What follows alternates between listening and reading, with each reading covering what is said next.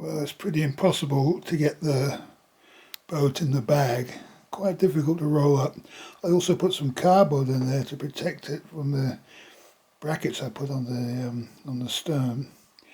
And I put all the other stuff, including the box and everything, and the wheels, in the bag that came with it. So that actually is useful for carrying the other stuff. So the dinghy, like that, and all the stuff that goes with it in the bag. Okay, that looks like our method.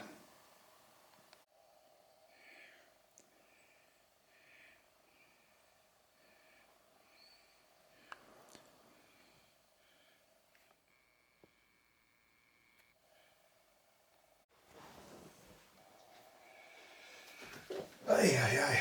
Well, it's finally nice to get the table back. It's not in the right place yet.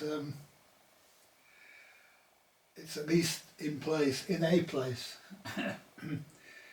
And I've packed the dinghy away.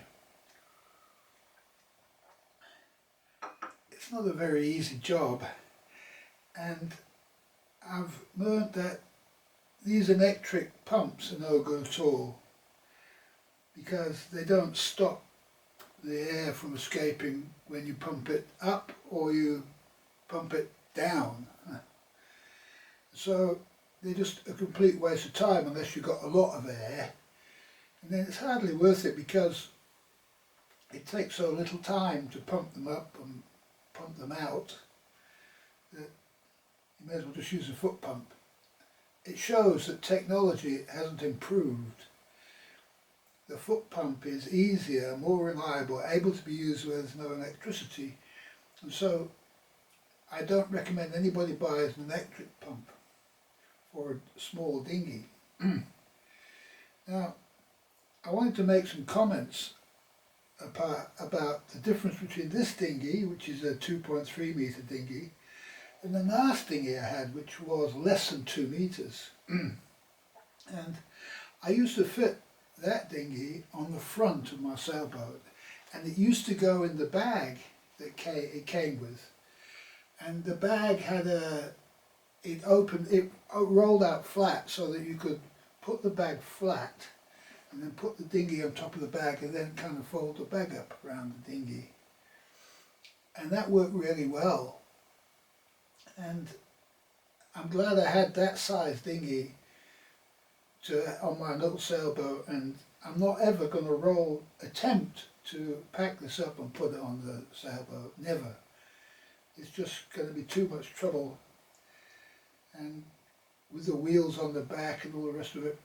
So what I've done is, it came with a bag, but it's impossible to get there, and trying to get it in there would probably damage the dinghy, and so I think it's necessary to roll the dinghy up, put a band around it, and then put everything else in the bag, and that includes that yellow box and the bait board and the wheels and all that stuff. All that stuff goes in there, and it could also take the outboard, but the outboard motor would go in as well, probably fill it, the outboard, and that would be one way to carry one load if you wanted one load. So you'd have two loads, one for the dinghy and the other for everything else. I probably wouldn't do that because I don't like to strain myself, and I think 3 trips is probably better than trying to do it in 2. Okay, you've always got all your other stuff, your food and all that kind of stuff, your sleeping bag, your fishing rods. Fortunately, last year I bought a car with a big boot, and this will just go straight in, with room to spare, no problem at all, and can stay in there. And rolling it up, putting it away like this is a bit of a hassle, really. More difficult than the last one I had. Bigger to manipulate and so on. And so the less you have to do that, the better. So when I get down to my boat, I'll just put it on the shore next to my boat, with the cover on, ready to go, so that just a matter of taking the cover off and pushing it to the water. And it should be inflated most of the time down there. So I don't think I'm going to test the motor. I'm not going to start the motor here. I know it's going to start, yeah. It's going to work all right. If it doesn't, then I'll just use the oars. It doesn't really matter. And there's small chance that it doesn't. And I'll have to fix it anyway, so there's no problem fixing it down there as it is fixing it up here. And probably more space to work. So I'm not going to unroll it and put it outside and then put it back again. I'm just going to put it straight in the car, and it can, together with the bag of all the bits and pieces and the outboard, just going to put it all in the boot of the car. So it's all ready to go. Next time I go, it'll be in there. And it'll be out of the way and I can get my house back. Okay, so thanks for supporting the channel and watching. I see there's been a little bit of interest in this dinghy stuff. So probably next time I do a video about it, it'll be down in Falmouth. I hope, because I looked at the forecast and the forecast is just rain and bad weather, wind and all that stuff for the foreseeable future. So I'm not going to be messing around outside. If I do, I'll be messing around with my outboard motor. And I haven't decided yet whether I'm going to get a new outboard motor this year for the boat, or whether I'm going to stick with the existing one. If we get some good weather and I can go out there and start messing about with it, and I'm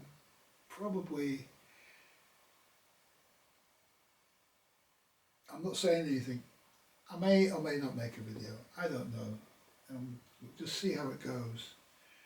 It's an old engine, and one thing about that engine is you cannot get spare parts for it, and you cannot buy paraffin down in Falmouth. It's difficult to get.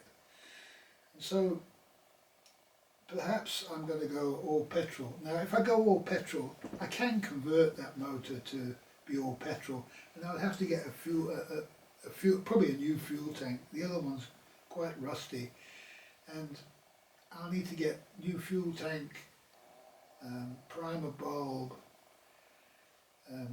I'd have to get rid of the tap that switches it between petrol and paraffin. I have to get rid of that and replumb it all.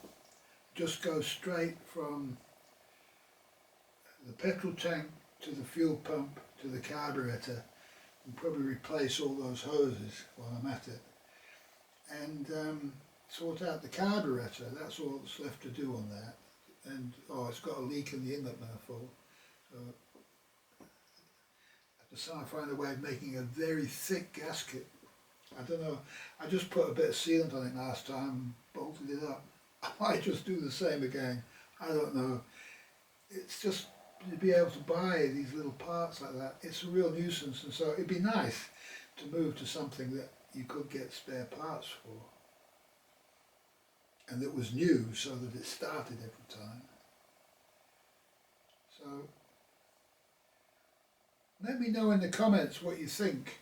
Do you think I should do up the old outboard that you saw? You people who've been watching my channel, you saw the outboard. It's a good solid machine, air cooled. It doesn't have an impeller, unlike this Hankai one. And so it's minimal maintenance. Yeah, it is old, and it did let me down a few times with the changeover from the petrol to paraffin. So that's got to go. It's got to go.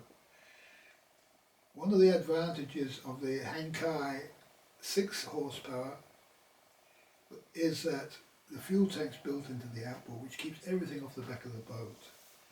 Yeah, the fuel and all you've got on the boat is the extra fuel, okay, in a safe can, stowed away, not being messed around with. So the outboard setup last year in rough conditions, the outboard, the tank of the outboard started to leak as it was swishing around, and it also started to move around, needed to be more tied down better. But even if it had been tied down, it would have still been throwing the fuel all over the place. So perhaps it's better on a sailboat to have the fuel in the motor itself. You don't need much at a time. You can fill the engine up and then use it. And you know every time you use the outboard that you check the fuel, you fill it up with fuel. So you know you've always got a full outboard and how long it's going to last you for. It's an idea. Tell me what you think in the comments. I don't know.